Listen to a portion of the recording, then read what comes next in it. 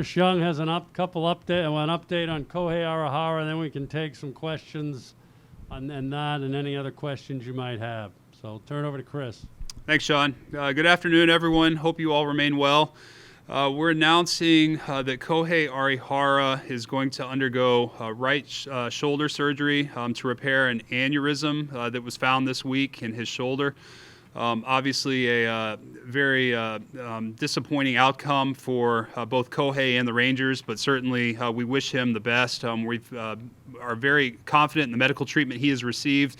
The surgery will be performed by Dr. Gregory Pearl here in Dallas, and we're expecting him to have a full recovery. I think the timeline on that is, at least 12 weeks without throwing. We will see whether or not that means he pitches again this season or not. But Kohei and his health is most important for us, and we're prepared to fully support him in that recovery. So that's the only really medical announcement that I have today. Happy to take any questions, talk anything you guys want to discuss. Jeff?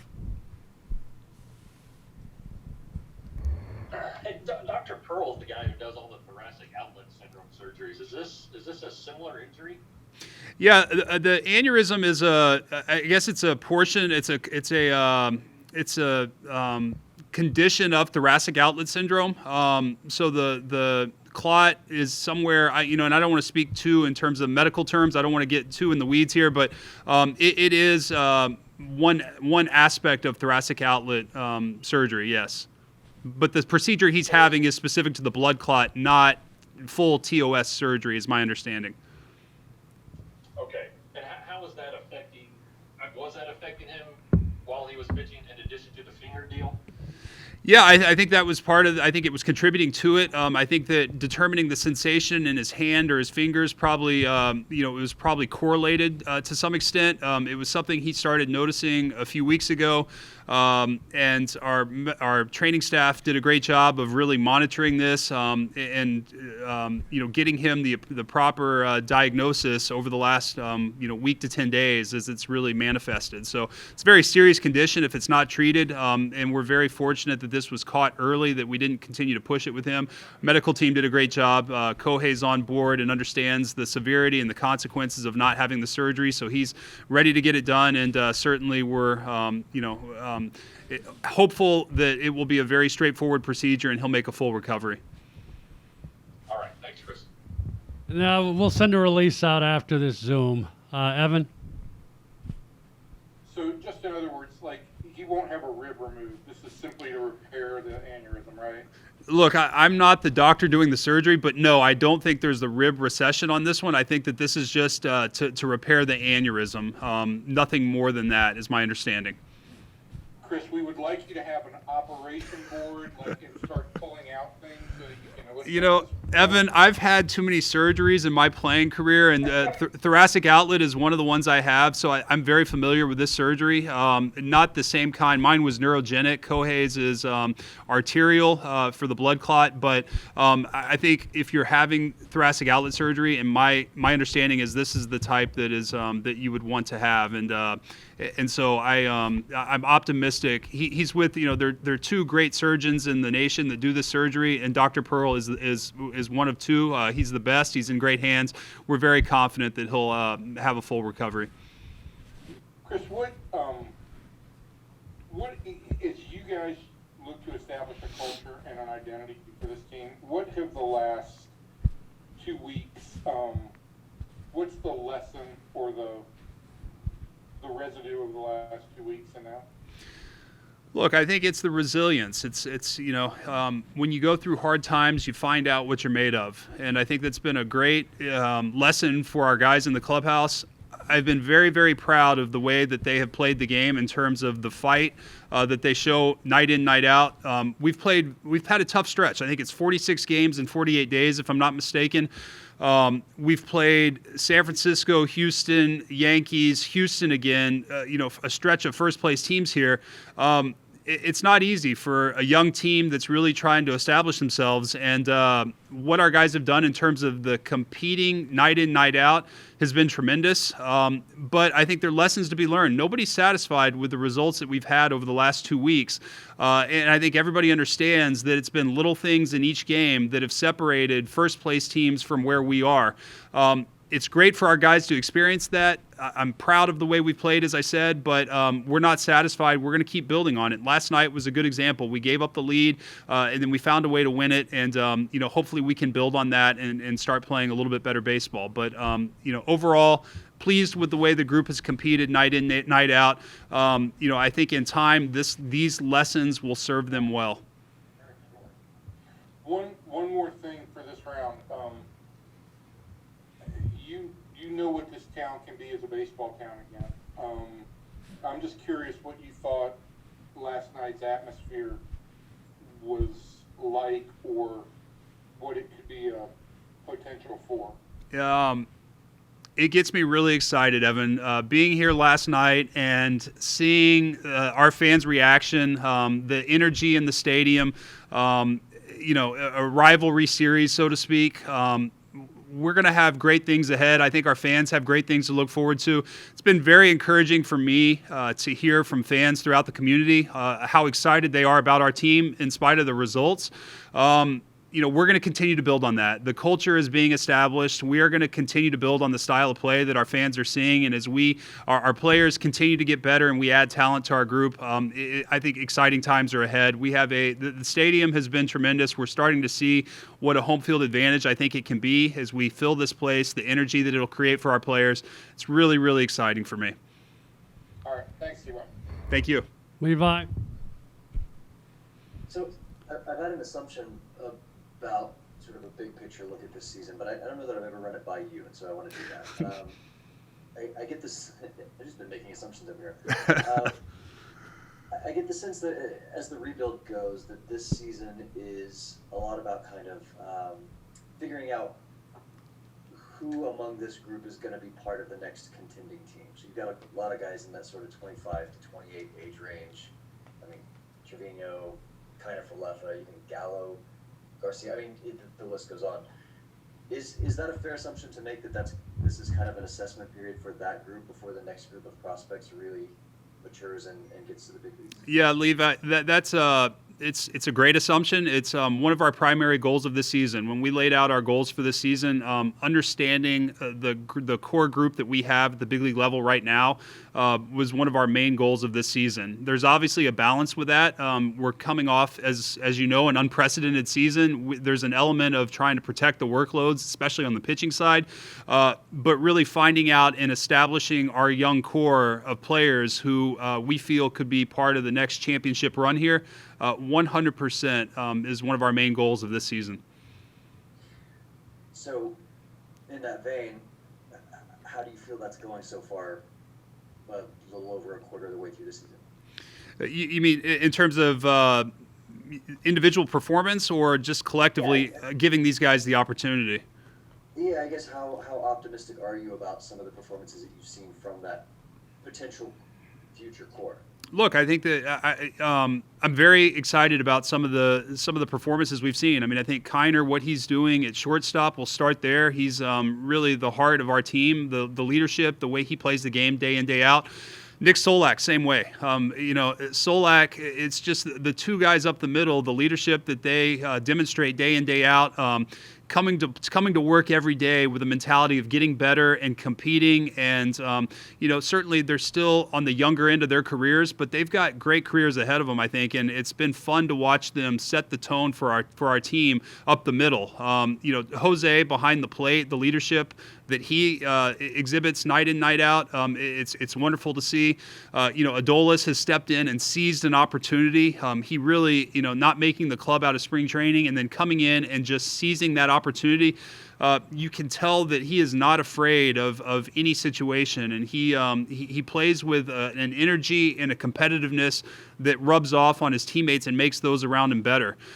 Nate Lowe at first base, I think he's been wonderful. It's been really exciting watching Nate. I think that the best is still yet to come with him, and as he gets more and more experiences and more situations, understands exactly how he's going to be pitched, he'll get better. And Joey too. Joey, the buy-in in terms of the way that he's played the game, the leadership that he shows day in, day out, playing the game hard, playing the game the right way, coming to the field ready to work with a positive attitude, it rubs off on guys. And then, on the pitching side, certainly, you have to kind of highlight Dane Dunning and what he's done, coming in and winning a spot out of spring training, stepping into rotation and just being solid. We've been pretty, I think, cautious with him in terms of the workload thus far. At some point, whether it's this year and future years, we'll loosen up the reins there. But he's an important part of our future, and he's lived up to what we thought he was going to be when we acquired him. I'll touch on Kyle Gibson too. He, day in, day out, what he does for our group in terms of the leadership in the clubhouse, but also just taking the ball and going and competing and just setting the example, the way he has responded from a down year last year, it really makes everybody better. And it's tremendous to see. Certainly excited about the way he's pitched and the example that he sets for everybody. So that's been a lot of fun to see. Some of the young arms in the bullpen too. I think we see flashes of brilliance from Taylor. I think, in fact, Taylor last night striking out Michael Brantley saved the game for us, keeping them only at one run, which is kind of what the expectation is when you start with a runner on second base and extra innings. It was really fun to see, and I think Taylor, if he can continue to improve and grow in terms of consistency, the stuff is there. He can be a very, very good major league pitcher. So, John King, awesome. I think that the results speak for themselves. Brett Martin has shown really, really good things. It's exciting about the young group that we've seen. I think there's good things ahead, and I think the hope is that really, the players that we have at the upper levels in the minor leagues continue to push, continue to get their feet underneath them as they get back into the rhythm of the baseball season that they missed last year, and they can start pushing at the upper levels to win jobs here at some point. Very cool. Thank you. Thank you, Jeff.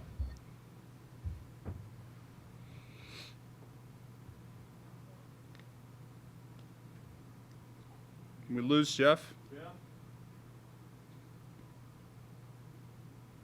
You didn't lose me. I didn't hear that I was prompted. Sorry. So on Arihara, Young is going to take the spot in the rotation. I know Arihara is already on the disabled list, but will there be any adjustments? Will anybody else get a shot to pitch multiple innings, anything like that? Yeah, we haven't walked through all the steps yet, Jeff, but I think you can kind of reach the logical conclusions as to where we'll go on this, but I don't want to comment yet until I sit down with Woody and JD, and we'll kind of walk through the next steps and kind of plan out the next few weeks. We do have some off days coming up, so it gives us some flexibility to juggle the rotation a little bit, and we haven't had that luxury over the last stretch we've been in, and so we can kind of sit down and map out the calendar for the next several weeks. Okay. And then I guess kind of what you're talking to about minor leaguers getting their feet under them. If you look at, like, for instance, Hickory, there are a lot of guys hitting 180, and Frisco, a lot of guys hitting 240.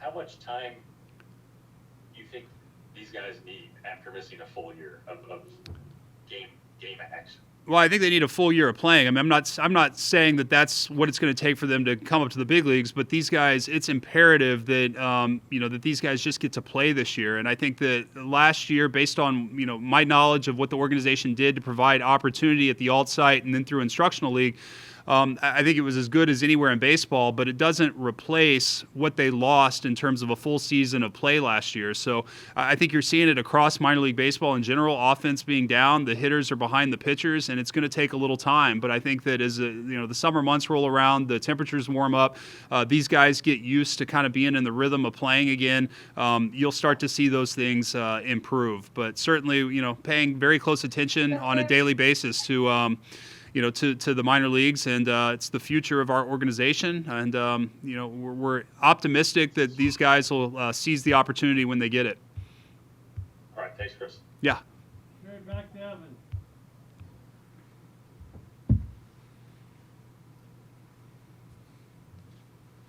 Evan.